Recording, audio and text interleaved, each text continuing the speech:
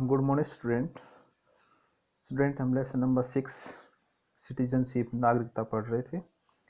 कुछ पॉइंट्स हमने कल डिस्क्राइब कर लिए थे। तो नागरिकता क्या होती है, एक व्यक्ति कैसे किसी देश का नागरिक बन सकता है, उसमें उसकी क्या विशेषताएं होती हैं, इसके बारे हम आपको बता चुके हैं। आज हमारा जो टॉपिक है संपूर्ण और समान सदस्यता, वो क्या है कि पूरी तरह से समान जो सदस्यता अर्थात एक नागरिक होने के नाते जो मिलती है वो क्या है। देखिए, अगर आपने कभी भीड़ भरे रेल के डिब्बे या बस में सफ़र किया है तो आप इस चलन से अवगत होंगे कि वे लोग जो प्रवेश पाने के लिए पहले शायद एक दूसरे से लड़ पड़े थे, अंदर पहुंचते ही दूसरों की बाहर रखने के साझे स्वार्थ में शामिल हो जाते हैं। जल्दी ही भीतरी और बाहरी का विभाजन उभर आता है और बाहरी को खतरे के रूप में देखे जाने लगा है। इस तरह की प्रक्रिया समय समय पर नगरों, प्रदेशों या कभी कभार तो पूरे राष्ट्र में चलती है। अर्थात बाहर रहते हुए हम झगड़ा करते हैं, लेकिन कुछ ऐसा समय आते तो हम अपनी जो नागरिकता दिखाते हैं, अपना जो एक व्यक्तित्व दिखाते हैं और हम एक दूसरे बातें करना शुरू कर देते हैं। इस तरह की प्रक्रिया समय पर नगरों, प्रदेशों या कभी कभी तो पूरे राष्ट्र में चलती है। अगर आजीविका, चिकित्सा या शिक्षा जैसी सुविधाएं और जल जमीन जैसी प्राकृतिक संसाधन सीमित हों तो भारी लोगों के प्रवेश को रोकने की मांग उठने की संभावना रहती है। अर्थात जो सुविधाएं हमें ही प्राप्त नहीं होती हैं तो कहते हैं कि उसमें हम बाहरी लोगों को सहन नहीं कर पाते। हमें सुविधाएं तो वो सीमित होती है, इसलिए हम बाहरी लोगों को नहीं देना चाहते तथा बाहरी लोगों को प्रवेश रोकने की मांग उठने की संभावना रहती है, भले ही वे सहनशील क्यों न हो, सह नागरिक क्यों न हो। आपको मुंबई के लिए एक नारा जो शायद याद हो, जिससे ऐसी भावनाएं प्रकट हुई थी। भारत और विश्व के विभिन्न हिस्सों में इस तरह के अनेक संघर्ष होते आए हैं। जैसे मुंबई में बिहार के लोगों को, उत्तरी क्षेत्र वाले लोगों को वहाँ से निकालना जो शुरू कर दिया था कि बाहरी लोग कहकर उनको कि वो महाराष्ट्र के लोग कहते थे कि हमारी जो रोजगार है उसको छीन रहे हैं। इससे ये प्रश्न उठता है कि आखिर संपूर्ण और समान सदस्यता का असली अर्थ क्या है। क्या इसका अर्थ यह होता है कि नागरिकों को देश में जहाँ भी चाहे रहने, पढ़ने या काम करने का समान अधिकार और अवसर मिलना चाहिए? क्या इसका अर्थ यह है कि सभी अमीर गरीब नागरिकों को कुछ बुनियादी अधिकार और सुविधा मिलनी चाहिए? इस परिच्छेद में हम पहले इन प्रश्नों के आधार पर नागरिकता का अर्थ खोजेंगे।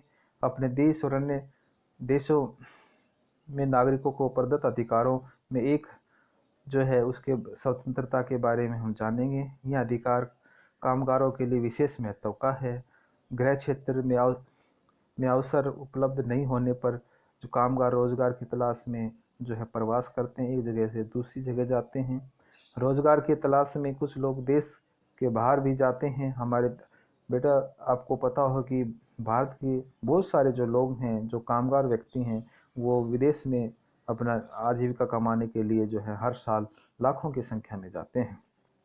हमारे देश के विभिन्न हिस्सों में कुशल और अकुशल मजदूरों के लिए बाजार विकसित हुए हैं। उदाहरण के लिए सूचना तकनीकी के अधिकतर कर्मी बेंगलोर जैसे शहरों की ओर उमड़े हैं और केरल की नर्सें पूरे देश में कहीं भी मिल सकती हैं। तो शहरों में तेजी से पनपता भवन निर्माण उद्योग देश के विभिन्न हिस्सों से श्रमिकों को आकर्षित करता है। सड़क आदि आधारभूत संरचनाओं की परियोजनाओं को में भी यही होते हैं। आपने अपने घर या स्कूल के आसपास विभिन्न क्षेत्रों के मजदूरों को देखा होगा, अर्थात आपने अपने खेतों में भी खेती करने वाले जो लोग हैं वो मजदूरी यूपी या एमपी से जो लोग आते हैं उनके बारे में भी देखा होगा कि वो काम की तलाश दूसरे स्टेट में भी अपना आकर अपना व्यवसाय करते हैं, अपना जो रोजगार ढूंढते हैं। हालांकि अधिक संख्या में रोजगार बाहर के लोगों के हाथ में जाने के खिलाफ अक्सर स्थानीय लोगों में प्रतिरोध की भावना पैदा हो जाती है। कुछ नौकरियों या कामों को राज्य के मूल निवासियों या स्थानीय भाषा को जानने वाले लोगों के तक सीमित रखने की मांग उठती है। राजनीतिक पार्टियां यह मुद्दा उठाती हैं कि यह प्रतिरोध बाहरी के खिलाफ संगठित हिंसा का रूप ले लेता है। भारत के लगभग सभी क्षेत्र इस तरह के आंदोलन से गुजर चुके हैं। क्या ऐसे आंदोलन हमेशा न्यायसंगत होते हैं? अब देखिए, मार्टिन लूथर किंग जो हैं, इन्होंने जो है नागरिकता के बारे में क्या कहा है उसके बारे में हम अब पढ़ने जा रहे हैं। देखिए, 1950 का दशक संयुक्त राज्य अमेरिका के अनेक दक्षिणी राज्यों में काली और गोरी आबादी के बीच बरकरार विषमताओं के खिलाफ नागरिक अधिकार आंदोलन की उभार का साक्षी है। इस तरह की विषमताएं इन राज्यों द्वारा पृथक्करण कानून के नाम से चर्चित ऐसे कानून के जरिए पोषित होती थी जिन्हें काले लोगों को अनेक नागरिक और राजनीतिक अधिकारों से वंचित किया जाता था। उन कानूनों ने विभिन्न नागरिक सुविधाओं जैसे रेल, बस, रंगशाला, आवास, होटल, रेस्टोरेंट आदि में गोरे और काले लोगों के लिए अलग अलग स्थान निर्धारित कर रखे थे। इन आंदोलन के कारण काले और गोरे बच्चों के स्कूल भी अलग अलग होते थे। इन कानूनों के खिलाफ हुए आंदोलन में मार्टिन लूथर किंग जूनियर अग्रणी काले नेता थे। उन्होंने इनके खिलाफ अनेक जो है तर्क दिए। पहला, आत्म गौरव व आत्म सम्मान के मामले में विश्व की हर जाति या वर्ग का मनुष्य बराबर है। दूसरा, किंग ने कहा कि पृथक्करण राजनीति के चेहरे पर सामाजिक कोड की तरह है, क्योंकि यह उन लोगों के गहरे मनोवैज्ञानिक जख्म देता है जो ऐसे कानून के शिकार हैं। किंग ने दलील दी कि पृथक्करण की प्रथा गोरे समुदाय के जीवन की गुणवत्ता भी कम करती है। वे इसे उदाहरणों से स्पष्ट करते हैं। गोरे समुदाय ने अदालत की निर्देशानुसार कुछ सामूहिक उद्यानों में काले लोगों को प्रवेश की इजाजत देने की बजाय उन्हें बंद करने का फैसला किया। इसी तरह कुछ बेसबॉल टीमें टूट गई क्योंकि अधिकारी काले खिलाड़ियों को स्वीकार करना नहीं चाहते थे। तीसरी, पृथक्करण कानून लोगों के बीच कृत्रिम सीमाएं खींचती हैं और उन्हें देश के व्याप्त हित के लिए एक दूसरे का सहयोग करने से रोकती हैं। इस कारण से किंग ने बहस छेड़ी कि उन कानूनों को खत्म कर दिया जाना चाहिए। उन्होंने पृथक्करण कानूनों के खिलाफ शांतिपूर्ण और अहिंसक प्रतिरोध का आह्वान किया था, आंदोलन शुरू किया। उन्होंने अपने एक भाषण में कहा, हमें अपने रचनात्मक प्रतिरोध को कभी भी शारीरिक हिंसा में ढालकर पतन का शिकार नहीं होना देना चाहिए। तो देखिए, अब नेक्स्ट हमारा जो इसके आगे हम पढ़ेंगे नागरिकता के क्या क्या गुण हैं।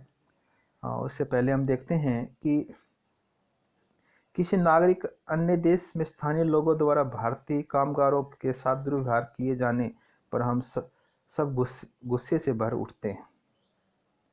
संभवतः हमें कुछ यह बात भी माने कि कुशल और शिक्षित कामगारों को काम के लिए कहीं भी आने जाने का अधिकार है। राज्य भी इस तरह से कामगारों को आकर्षित करने की अपनी योग्यता पर गर्व कर सकता है। लेकिन अगर किसी क्षेत्र में काम पर्याप्त हो तो संभव है स्थानीय लोग बाहरी लोगों की प्रतिद्वंद्विता से नाराज हो, तो क्या जो है क्या गमनागमन की आज़ादी में देश के किसी भी हिस्से में काम करने या बसने का अधिकार शामिल है।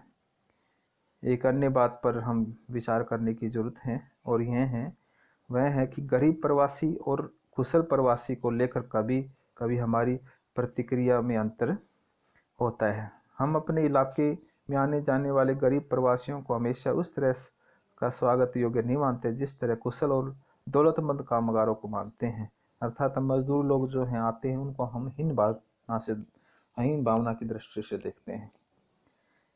इससे प्रश्न उठता है कि क्या गरीब और अकुशल कामगारों को कुशल कामगारों की तरह देश में कहीं भी रहने और काम करने का समान अधिकार है?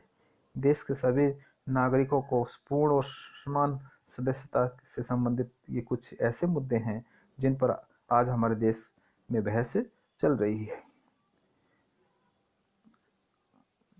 यूं कभी कभी लोकतांत्रिक समाजों में विवाद उठ सकते हैं। ऐसी वादों का निदान कैसे हो? प्रतिवाद करने का अधिकार हमारे संविधान में नागरिकों के लिए सुनिश्चित की गई अभिव्यक्ति की स्वतंत्रता का एक पहलू है, बशर्ते में प्रतिवाद दूसरे लोगों का राज्य के जीवन और संपत्ति को नुकसान न पहुंचाए। नागरिक समूह बनाकर, प्रदर्शन कर, मीडिया का उपयोग कर राजनीतिक दलों से अपील कर या अदालत में जाकर जनमत और सरकारी नीतियों को परखने और प्रभावित करने के लिए स्वतंत्र हैं। अदालतें उस पर निर्णय दे सकती हैं कि समाधान के लिए सरकार से आग्रह कर सकती हैं। ये भले ही धीमी प्रक्रिया हो, पर इसे कई बार न्यूनतम संभावनाएं जो संभव हैं। अगर सभी नागरिकों को पूर्ण और समान सदस्यता को उपलब्ध कराने के दिशा निर्देश सिद्धांत का अनुपालन सुनिश्चित हो तो किसी समाज में समय समय पर उत्पन्न होने वाली समस्याओं के लिए सर्वमान्य समाधान पर पहुंचना संभव होना चाहिए। लोकतंत्र का एक बुनियादी सिद्धांत है कि ऐसे विवादों का समाधान बल प्रयोग से बजाय संधि अर्थात बातचीत के द्वारा हो। यह नागरिकता के प्रमुख दायित्व में से एक है। अब देखिए, इस चित्र के माध्यम से आप जो करेंगे कि कैसे जो है प्रवासी मजदूरों को बिना भारत के शहरी मध्य वर्ग के जीवन का एक दिन जो है कैसे ये लोग वो इंडिकेशन करते हैं। तो कल हम जो समान अधिकार के बारे में पढ़ेंगे, तो मैं आशा करता हूँ आप ध्यानपूर्वक इसको सुनेंगे। Thank you.